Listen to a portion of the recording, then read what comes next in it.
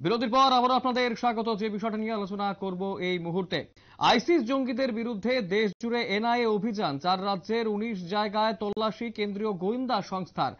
কর্ণাটক, ঝাড়খণ্ড, মহারাষ্ট্রে আটক একাধিক সন্দেহভাজন। গোটা বিষয়টাকে কেন্দ্র করে এই মুহূর্তে তল্লাশি চলছে গোটা দেশ জুড়ে। আরো বিস্তারিত জানবো, নিউজ ভ্যানগার্ডের প্রতিনিধি অঙ্কিতা বর্ধন রয়েছেন টেলিফোন লাইনে। অঙ্কিতা, যে বিষয়টা জানার চেষ্টা করব তোমার কাছ থেকে, আইসিস জঙ্গিদের বিরুদ্ধে দেশ জুড়ে এনআইএ অভিযান চলছে এবং 4 রাজ্যের 19 জায়গায় তল্লাশি চালাচ্ছে কেন্দ্রীয় গোয়েন্দা সংস্থা। আর কি বিস্তারিত রয়েছে তোমার কাছে?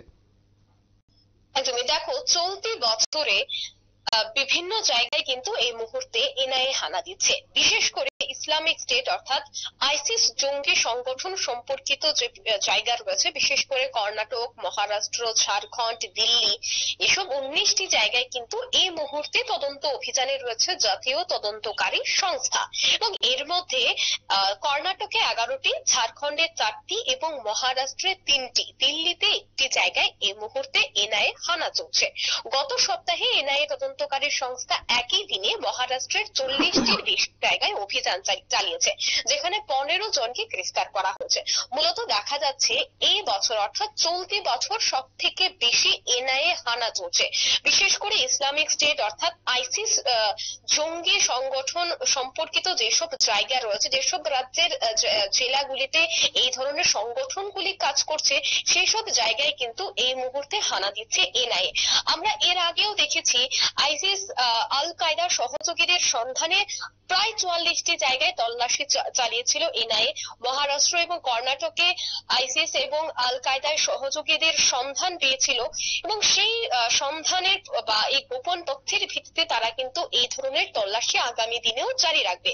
বিশেষ করে দেখো, এই ধরনের তল্লাশিগুলির পেছনে প্রাথমিকভাবে জানা যাচ্ছে যারাই আইসিস এবং আল কায়দা তাদের চরম পন্থা এবং সন্ত্রাসবাদী মনোভাবটা ছড়িয়ে দেওয়ার চেষ্টা করছে যুব সমাজের মধ্যে। তাকে কেন্দ্র করে কি হচ্ছে, দেখো, যুব সমাজ কিন্তু প্রভাবিত হচ্ছে। তাই যুব সমাজ যেন প্রভাবিত না হয় এবং খুব দ্রুত যেন সেই জঙ্গিদের দমন করা যায়, তার জন্য এই ধরনের অভিযান চলছে। কিছুদিন আগেও আমরা দেখতে পেয়েছি সংসদে হামলা, এছাড়া বিভিন্ন জায়গায় এনআইএ কিন্তু হামলা চালাচ্ছে এবং সংসদের হামলার পর আরো কিন্তু অনেকটাই সক্রিয় হয়ে উঠেছে তদন্তকারী সংস্থাগুলি।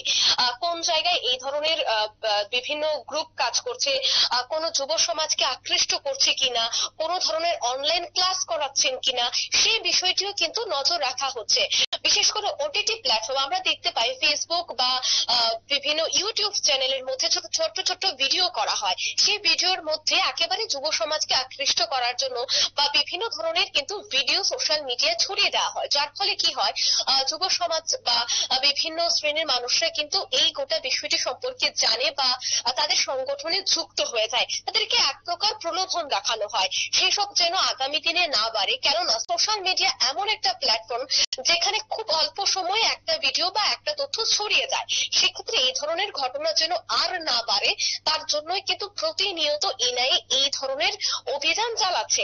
আমরা এর আগেও দেখেছি 13 জনকে গ্রেফতার করেছিল। গতকালকেও বিভিন্ন জায়গায় তল্লাশি চালিয়ে 15 জনকে গ্রেফতার করা হয়েছে। আজকেও কর্ণাটক, ঝাড়খণ্ড থেকে শুরু করে মহারাষ্ট্র, যেসব জায়গায় ইসলামিক স্টেট বা আইসিস জঙ্গি সংগঠনের বিভিন্ন তথ্য বা যোগসূত্র থাকছে, সেসব জায়গায় তল্লাশি চালানো হচ্ছে, তাদেরকে পাকড়াও করা হচ্ছে, তাদেরকে জোর জিজ্ঞাসাবাদ চালানো হচ্ছে এবং জানার চেষ্টা করা হচ্ছে যে তাদেরকে কোথায় কোথায় তাদের ঘাঁটি রয়েছে, তারা কিভাবে এই মেসেজগুলি ছড়াচ্ছে বা তাদের যে ক্লাস করানো হয় কিভাবে করানো হয় বা তাদের সাথে কারা যুক্ত রয়েছে, প্রত্যেকটা জানার কিন্তু এই মুহূর্তে চেষ্টা করছে গোয়েন্দা সংস্থাগুলি।